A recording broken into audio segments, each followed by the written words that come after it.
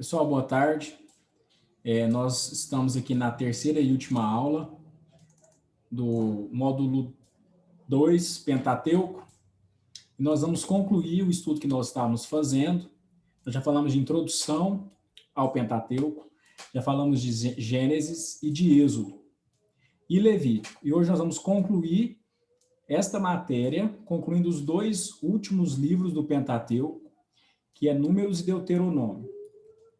Nós falamos nas aulas anteriores a relação que há entre os 5 primeiros livros da Bíblia, considerando que todos foram escritos pela mesma pessoa, por Moisés, e que são em sequência, de forma que há uma ligação cronológica entre todos eles.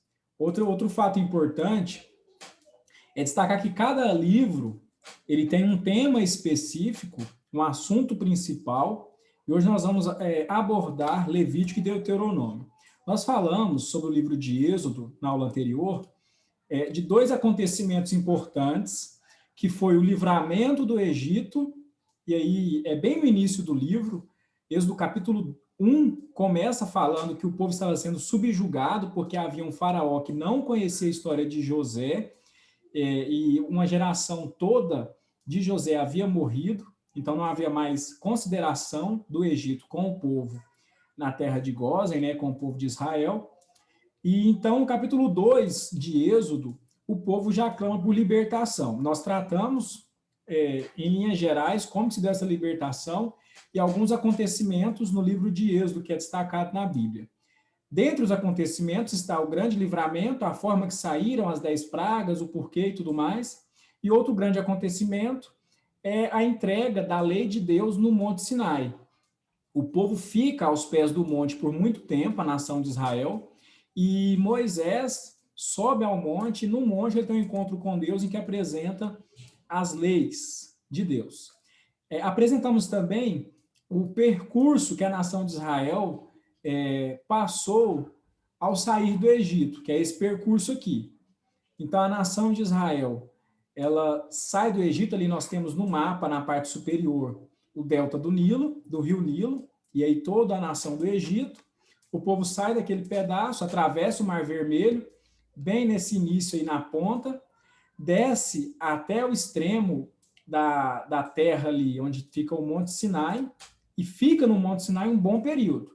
E depois de vários acontecimentos no Monte Sinai, um grande período, eles sobem até chegar em Canaã. Essa foi a rota. Nós falamos também do tabernáculo. O tabernáculo ficava no centro do acampamento, era onde Deus se fazia presente, era uma forma de Deus estar presente com a nação, e aí nós temos uma figura que simboliza a Shekinah de Deus, a presença de Deus no meio do povo, certo? Isso tudo foi tratado.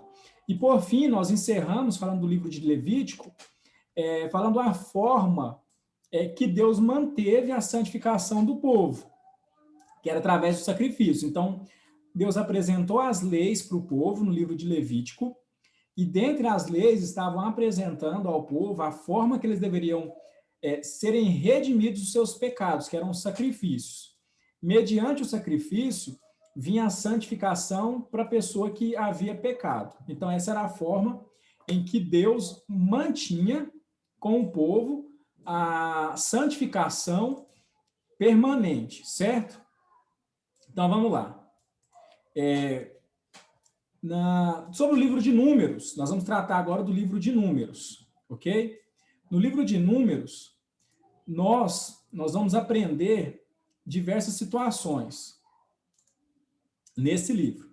Dentre elas, o seguinte: a palavra números, o título do livro é esse, porque houve no livro 2 recenseamentos. Então, o povo de Israel é contado 2 vezes no livro de Números, só que um dos títulos, o título principal que os hebreus utilizam para esse livro, significa no deserto, e aí reflete melhor o caráter do livro, uma vez que o livro todo, as histórias que contém no livro de Números, se passam na peregrinação do povo de Israel no deserto, desde o Monte Sinai, onde Deus havia entregue as leis a Moisés, e o livro de Levítico termina assim, até eles chegarem próximos ao Rio Jordão.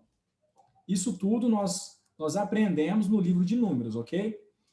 O conteúdo do livro também traz para nós leis de caráter permanente para a nação de Israel e também algumas regras transitórias para que os hebreus obedecessem antes de chegarem a Canaã.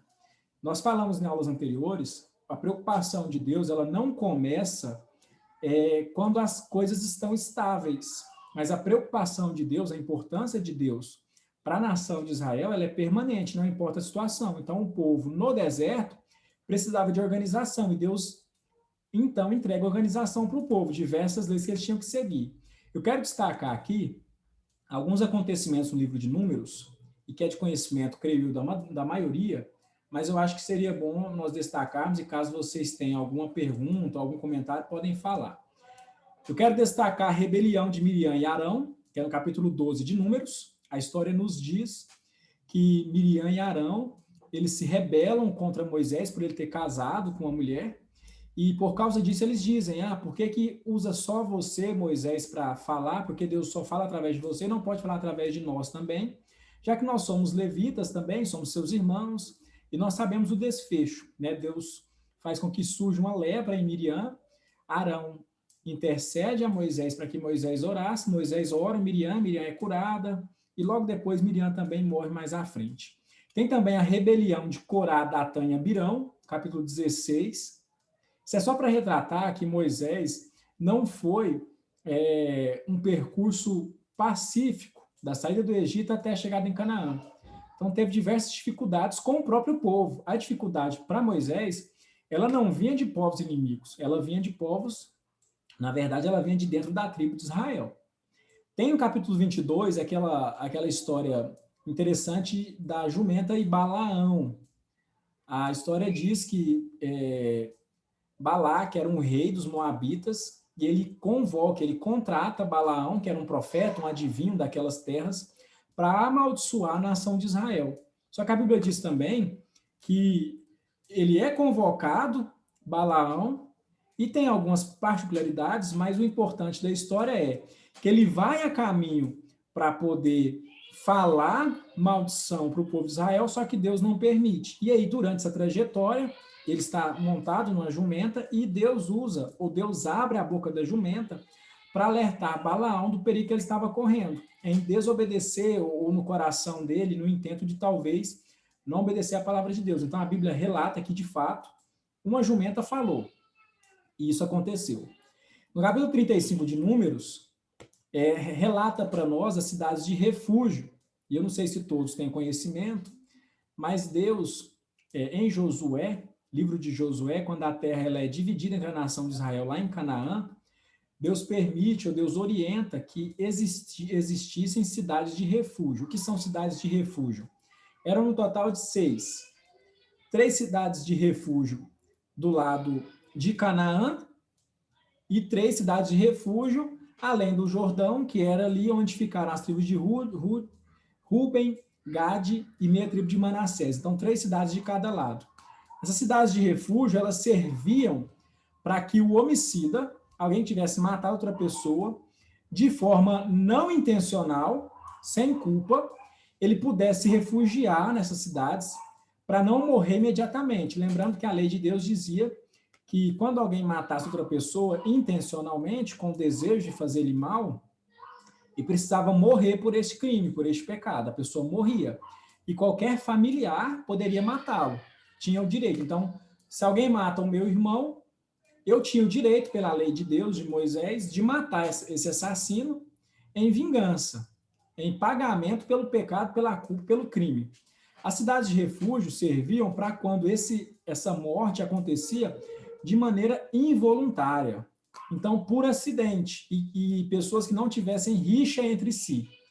Se essa morte fosse nessas características, essa pessoa poderia se guardar na cidade de refúgio e lá o vingador não poderia entrar e nem poderia requerer que as pessoas entregassem o suposto assassino, até que essa pessoa fosse julgada pelos sacerdotes ou até que o sumo sacerdote morresse. Então, quando o sumo sacerdote morresse, ele estaria livre da culpa, não importa o tempo que isso levava. Lembrando que existia apenas um sumo sacerdote. Primeiro Arão, depois seu filho Eleazar, e aí foi passando. Só na descendência de Arão que existiam sacerdotes.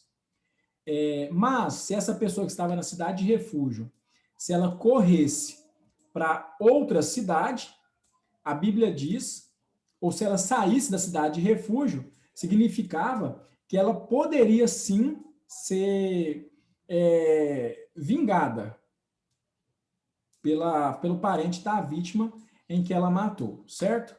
Então vamos lá. Outra coisa importante, Meyer Pearman, ele diz o seguinte, nesse livro Através da Bíblia, livro por livro, que em Êxodo nós vimos Israel redimido, é o tema central do livro de Êxodo. Em Levítico nós vimos Israel em adoração, porque retrata e orienta diversas formas de adoração do povo de Israel. Agora, em Números, nós vemos Israel servindo, porque há diversas ordenanças da maneira de servir e o povo de Israel coloca em prática o serviço propriamente dito. É interessante, quando nós estudamos o Pentateuco, e em Números isso fica bem claro, que o livro de Números mostra como o povo de Israel fracassou em cumprir o que Deus havia proposto. O que Deus havia proposto? Deus havia proposto que o povo saísse do Egito e fosse para Canaã. Era sair de um lugar que eles eram escravos e conquistar uma terra que havia sido prometida. O plano era simples.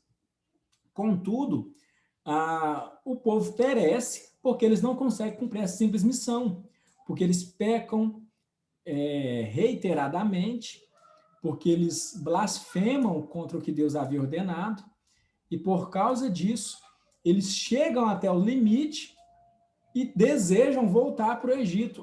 Porque é difícil, porque lá tem gigante. Seja por qual motivo for, a nação de Israel, ela falhou diante de Deus, e isso é muito claro, isso fica muito claro nos livros, certo? Agora, Deuteronômio, já entrando no livro de Deuteronômio. A palavra Deuteronômio provém de uma versão grega, significa segunda lei, ou repetição da lei. Moisés havia apresentado ao povo, lá no deserto, no Monte Sinai, no livro de Levítico, a legislação de Israel. Só que aquela geração que havia recebido a legislação morreu. A Bíblia diz que das pessoas que saíram do Egito, 600 mil homens, apenas Josué e Caleb herdaram a terra, homens acima de 20 anos. E toda aquela geração estava morta, então precisava, e ali passados-se quase 40 anos, que eles já estavam próximos a entrar em Canaã, precisava ser repetida a lei. Então, o livro de Deuteronômio contém essa repetição, e às vezes aos nossos olhos parece um pouco cansativo, mas era necessário repetir a legislação. Só que o propósito de Deuteronômio são diversos, fiquem atentos a eles. Preparar o povo para conquistar Canaã, apresentar os termos práticos e espirituais da lei, da legislação, dava instruções e advertências para o povo de Israel quanto aos detalhes da conquista, como que se daria, como que se faria, quem faria o quê, tudo isso contém no livro, e também estimulava lealdade ao Senhor através da lei.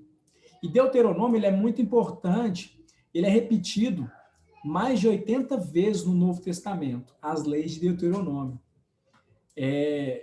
É interessante que é repetido em Deuteronômio, inclusive os 10 mandamentos de Êxodo 20, repete em Deuteronômio capítulo 5, é base de exortação dos profetas Jeremias e Ezequiel, eles citam diversas ordenanças que estão em Deuteronômio, e o capítulo 6 de Deuteronômio contém uma passagem que é um credo ou a declaração de fé da nação de Israel.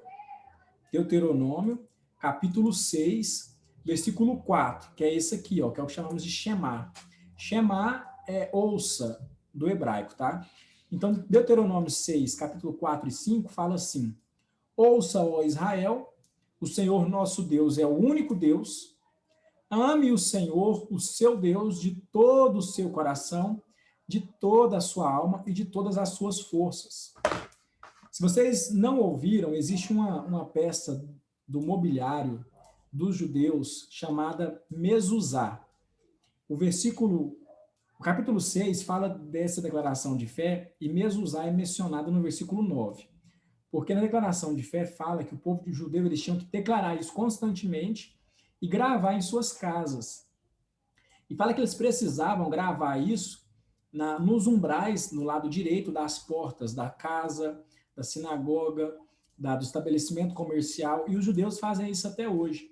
Se você assistir algum filme que fala um pouquinho da cultura judaica, você vai ver que o judeu, quando ele entra na casa de outro judeu, ou na sua própria casa, ou no seu comércio, ele coloca o dedo em um objeto no umbral da porta e beija. Ele sempre faz isso. E é o tal do mezuzá, que é esse objeto que contém no umbral da porta, em cumprimento, é uma forma de cumprir, Deuteronômio capítulo 6, ok? Então, assim, no pensamento judaico, essa declaração de fé, que eu falei que é o Shema, ela de uma forma suprema, afirma a unidade de Deus e frequentemente é chamado de aceitação do jugo do reino dos céus. Significa, originalmente, que Deus é um. É isso que eles querem declarar, porque eles viviam um contexto de politeísmo. E Deus vem e diz que existe apenas um Deus. Então, a principal ênfase do Shema era ser antagônico ao politeísmo. Por isso que para eles é tão importante, ou seja, existe apenas um Deus e não existe muitos deuses. Então, não é só uma afirmação, mas é dizendo que Deus é um ser supremo, ele é diferente de qualquer coisa que ele tenha criado no universo. É interessante, porque um termo descritivo usado em relação a Israel é que Israel é um povo santo. Significa que Israel é separado para Deus, certo? Então, se o Israel é um povo santo e separado para Deus, ele é santo aos olhos de Deus, entenda isso, não aos olhos da comunidade ao redor, significa que Israel estava obrigado a cumprir as estipulações da aliança. E aqui, entrando nessa parte de povo santo e separado, fica para nós o questionamento da seguinte questão, sobre a adoração. Muitas vezes as pessoas, num contexto religioso, elas falam assim, eu vou fazer porque é para Deus, então eu preciso fazer. Mesmo que eu não seja bom nisso, mas eu vou fazer. Isso é um erro. Se nós dizemos que no contexto bíblico o erro é pecado, então eu vou afirmar, isso é pecado. Quando nós vamos apresentar algo para Deus, que supostamente Deus requereu de nós e nós não temos habilidade para fazê-lo, nós devemos ir por dois caminhos. Ou não foi Deus que requereu, porque Deus não vai requerer de nós algo que nós não consigamos fazer, ou se Deus requereu e eu não estou apto a praticar, eu preciso me aperfeiçoar, me preparar para depois praticar.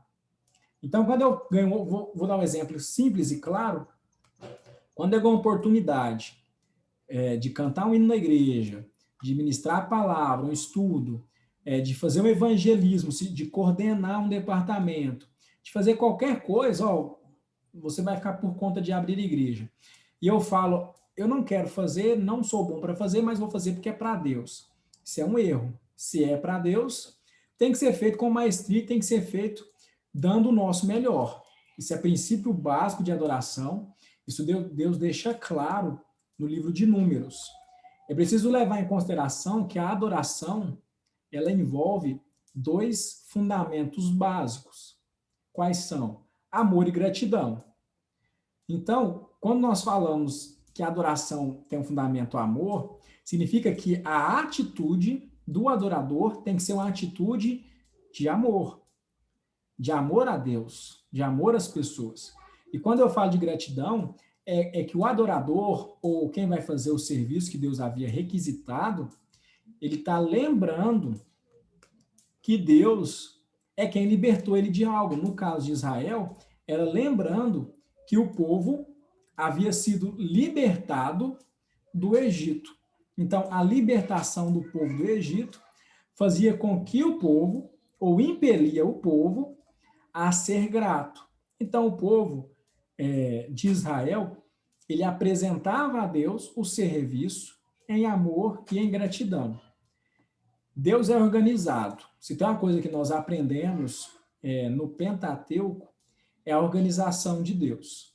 Então, Deus ele se preocupa com os detalhes. Quando Deus chama Abraão para uma aliança, Deus já tinha em mente o final desta aliança. Quando nós começamos um projeto, geralmente nós não temos em mente o final do projeto. Nós não sabemos o que vai acontecer, o que pode acontecer. Com Deus é diferente. Então, a nação de Israel, ela precisava, preste atenção que nós já estamos concluindo. A nação de Israel precisava manter-se fiel aos preceitos, às leis que estavam contidas ali. Eles precisavam manter-se obedientes ao que estavam fazendo. Certo? Então, o que eu falo para vocês? O Pentateuco ele é de suma importância não só para o judeu, para o hebreu, porque existem ordenanças específicas, não é só por isso, mas o Pentateuco ele é importante porque traz para nós, a igreja, ou para nós estudiosos da palavra, a importância que é ser obediente às ordenanças de Deus. Então, existe uma importância na obediência. O que é preciso para a nação, para o estudioso, para o teólogo, para o estudante de teologia, olhar os detalhes de Deus ao apresentar a legislação para o povo. Deus foi tão detalhado, detalhista, que tinha detalhes na roupa do sacerdote, tinha detalhes no modo de vida do levita. E aí, ressaltando, e você como estudante de teologia precisa saber disso, levita não é aquele que canta, tá? Levita é aquele que presta serviço ao reino, presta serviço ao templo, no caso de Israel. Então, aqueles que eram trabalhadores no templo eram os levitas, e só poderia trabalhar os levitas. O sacerdote, ele era necessariamente levita, só que ele precisava ser necessariamente descendente de Arão. O sacerdote é da linhagem de Arão, então não bastava ser levita. Isso mostra a organização de Deus. Nós apresentamos na aula anterior como que o povo ficava organizado no acampamento. Cada tribo ficava organizado no seu espaço, mesmo estando no deserto. Então, Deus requer sempre organização. O Pentateuco foi escrito por Moisés, ele escreveu todos os 5 livros da Bíblia. Pentateuco é porque é o número 5, por isso penta, e teuco, escritos ou rolos, então 5 rolos, 5 escritos, por isso o nome Pentateuco. Nós acreditamos que a Bíblia toda é por inspiração, então não é simples ditado de Deus, mas Deus inspirou os escritores, e aí vem do original hebraico sopro de Deus. Do Pentateuco, apenas o último capítulo de Deuteronômio não foi escrito por Moisés, ok? Porque fala da morte de Moisés. Se fala da morte dele, não pode ser escrito por ele. Então, todo o restante do livro, ou dos 5 livros, da Torá, do Pentateuco, foi escrito por Moisés. Eu quero concluir a aula falando isso e dizendo para vocês o seguinte: nós não podemos ter aula presencial, por isso nós tivemos essa aula online hoje, e a nosso próximo encontro será a nossa prova, que já está marcada. Deixa eu